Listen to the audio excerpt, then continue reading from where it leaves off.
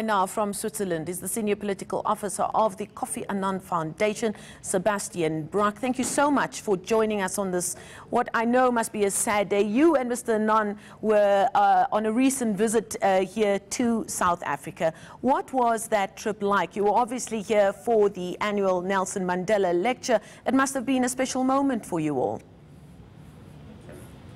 Yeah, actually, I was with Mr. Annan in Zimbabwe just afterwards, ahead of the election. But it's true that that moment in South Africa was very important for him because he felt a special bond with Nelson Mandela. Because Nelson Mandela embodied, I think, Mr. Annan's vision of what leadership ought to be. Leadership is service. And I think he was always keen to try and promote that vision in Africa and around the world. Mr. Annan would have become quite close with Nelson Mandela over a period of time as they also formed the Elders organization. That relationship must have been very special to him. It was, because I think that he felt very honored that Nelson Mandela chose him to take on the mantle of leadership of the Elders and the fantastic work they do. Because again, I think that they share the same ethos of leadership. Now, during this recent trip to Southern Africa, you were also able to take a trip to Zimbabwe. It would have been at a time as that country was preparing to go to the polls. Mr. Annan still quite active in trying to spread the word for democracy and peaceful transition. Yeah, he felt that democracy, despite whatever its weaknesses the people point out, was the best way to secure long-term sustainable development and peace. And so he was a very active promoter of it around the world, but especially in Africa. And he saw these elections in Zimbabwe as being a key turning point in the country's fortunes. So he wanted to try and aid the process along and support civil society and those trying to push for a peaceful democratic transition that would make Zimbabwe a more prosperous and peaceful place in the long run.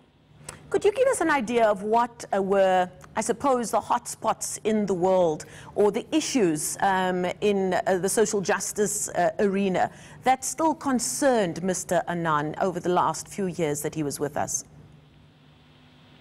Well, Mr. Annan always spoke about the three pillars of all healthy societies, the first being peace and security, the second being sustainable development, and the third being the rule of law and human rights. And he tried to promote those principles around the world. More specifically, he'd worked to try to change the drug policy in Africa. He tried to promote democracy and civil elections around the world. He also had worked with Aung San Suu Kyi on trying to find a peaceful and sustainable solution to the crisis in Rakhine State in Myanmar. He tried to support various peace processes around the world, recently in Colombia. So he was very active all around the world. He'd also worked in the Malaysian election. So he remained extremely active after retiring to the UN until the very few weeks before he died. He was very active. He believed that he had more to contribute and was trying to do as much as he could while he still was fit enough to do it. There would be quite a bit of focus on his time in office as Secretary General of the UN, and obviously he's a man that would admit that he wasn't perfect. Do you know if he had any regrets of how he might have dealt with certain things that would have crossed his path as Secretary General of the United Nations at that time? Well, that's a very difficult question to answer on his behalf. I think that it's an extraordinarily complex machine to work in. You have its own complexities within the Secretariat, and then, of course, you have all the politics around the Security Council, the member states. So I think that as Secretary General, it's a very difficult machine to work in, and I think that he found his feet as he was doing it. I think that he often said that if he could go back, I think he would have been a more active spokesperson. We've spoken out earlier on things like Rwanda and whatnot, but that was with the benefit of hindsight. But at the time he didn't, I think, because he felt the Security Council wasn't ready to act.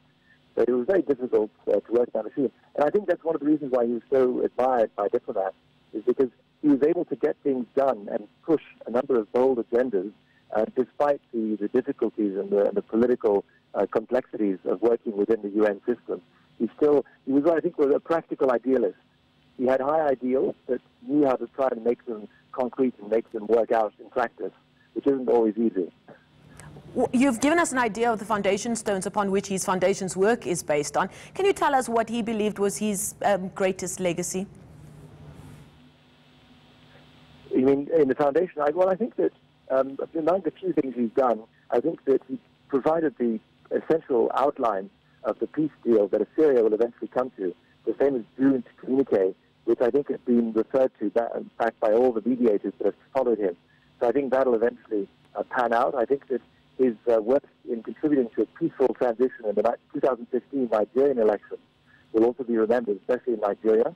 I think his work on trying to provide a kind of roadmap out of the crisis in Rakhine State concerning the Rohingyas will also go down in history. I think his work in general in trying to promote a different vision of Africa and trying to promote Africa's potential in the world will also be remembered, especially on the continent. But I think that Kofi Annan was he will be remembered as much for what he stood for as what he achieved. I think he was, there are a lot of people in the ideal of what the UN was all about. And I think he was as much about his person, his character, and his manner than it was about his achievements, as great as they may have been. I think he was first and foremost a consummate gentleman and a man who really cared about his peers and the world he lived in. Can you give us any idea of whether funeral arrangements have already been put in place? I'm afraid it happened only yesterday, I'm afraid I'm not privy. I think we'll discuss everything tomorrow morning and it'll become clear. At the moment, I think it's too early to tell. We'll leave it there for now. We thank you so much for your time during what I'm sure is a very difficult time. Senior Political Officer of the Kofi Annan Foundation, Sebastian Brack.